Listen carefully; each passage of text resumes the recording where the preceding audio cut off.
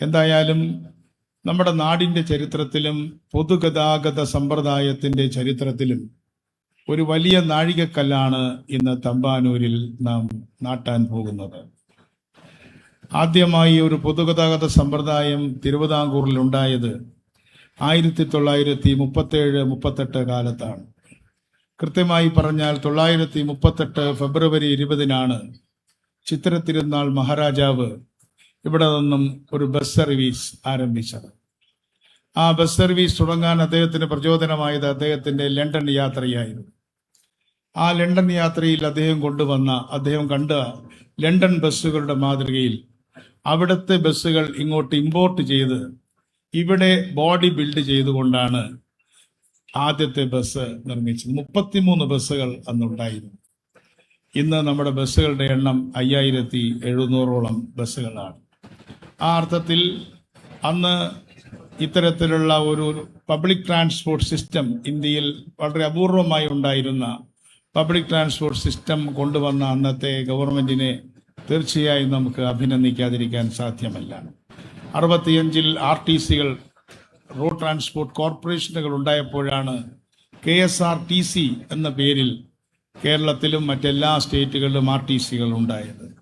ഇന്ന് ഞാൻ നേരത്തെ പറഞ്ഞതുപോലെ 5700 ബസ്സുകൾ ഇന്ന് നമ്മുടെ കയ്യിലുണ്ട്. ആയിരക്കണക്കിന് സർവീസുകളുണ്ട്, ഷെഡ്യൂളുകളുണ്ട്. അതിലേക്കൊന്നും തന്നെ കടന്നു പോകാൻ ഞാൻ ആഗ്രഹിക്കുന്നില്ല.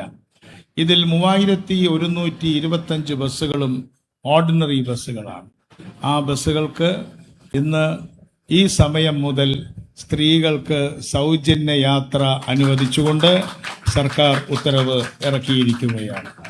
ഈ ചരിത്ര നിമിഷത്തിൽ പങ്കാളികളായ നിങ്ങളെയെല്ലാം ഞാൻ ഒരിക്കൽ കൂടി അഭിവാദനം ചെയ്യുന്നു.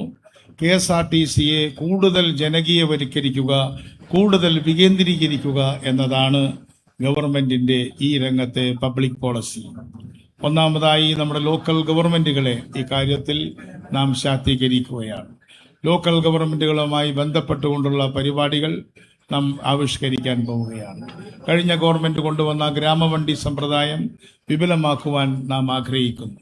മുനിസിപ്പാലിറ്റികൾക്കും ആ തരത്തിൽ ബസ്സുകൾ ഓടിക്കുകയാണെങ്കിൽ KSRTC അതിന് സഹായകരമായ നിലപാട് സ്വീകരിക്കും. കോർപ്പറേഷന് അത് ചെയ്യാവുന്നതാണ്. അതേപോലെ തന്നെ വ്യക്തികൾക്കോ സ്ഥാപനങ്ങൾക്കോ വണ്ടികൾ സ്പോൺസർ ചെയ്യാനുള്ള ഉത്തരവുകൾ അല്ലെങ്കിൽ അതിൻ്റെ മൊഡാലിറ്റി എന്താണെന്നുള്ളത് അധികം താമസിയാതെ നിങ്ങളെ അറിയിക്കുന്നതാണ്.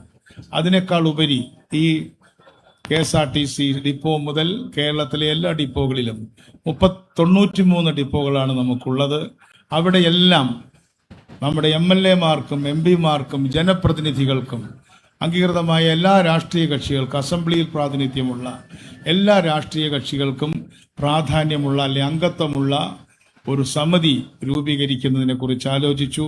ഞാൻ ഇന്നിപ്പോൾ ഈ വേദിയിൽ വെച്ച് മുഖ്യമന്ത്രിയോട് അതിൻ്റെ പൂർണ്ണമായ സമ്മതം വാങ്ങിച്ചു.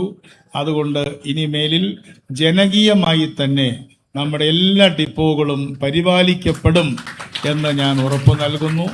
ഇത് പൗരന്മാരുടെ സ്വത്താണ്, ഇത് പൗരസമൂഹത്തിന്റെ സ്വത്താണ്, ഇത് നമ്മുടെ ഓരോരുത്തരുടെയും പ്രൈവറ്റ് ബസ്സാണ്. ഇത് ഗവൺമെന്റിന്റെ അല്ല, എന്റെയും നിങ്ങളുടെയും സ്വന്തം ബസ്സാണ്.